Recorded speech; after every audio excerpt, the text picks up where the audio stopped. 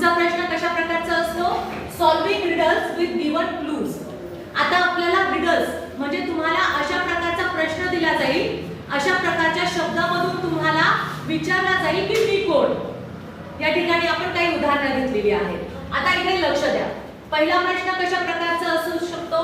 It has 3 blades. It has 3 blades म्हणजे 3 पाते आहेत. They go round and round. They go round and round. It gives cool air. It gives cool air. What is it? 3 पाते असतात, गोल गोल फिरतात, थंड हवा देतात. मी कोण? काय असू शकते असं? फॅन. फॅन. मग आता ऑप्शन मध्ये बघायचं. A lamp, no. A fan, yes. A refrigerator and oven.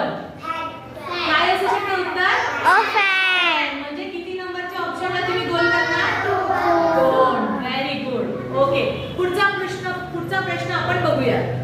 I won the race with rabbit. मी सशासोबत शर्यत जिंकलो.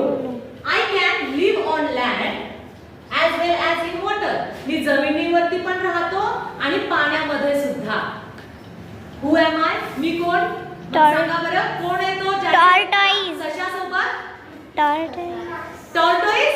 हो. बघा, टॉर्टोइज पण आहे ऑप्शन मध्ये, स्नेक पण आहे, डिअर पण आहे आणि स्नेल पण आहे. टॉर्टोइज. ओके, म्हणजे किती नंबरच्या ह्याला आपण गोल करणार? 1 नंबरच्या ऑप्शनला आपण गोल करणार. समजलं? ठीक आहे.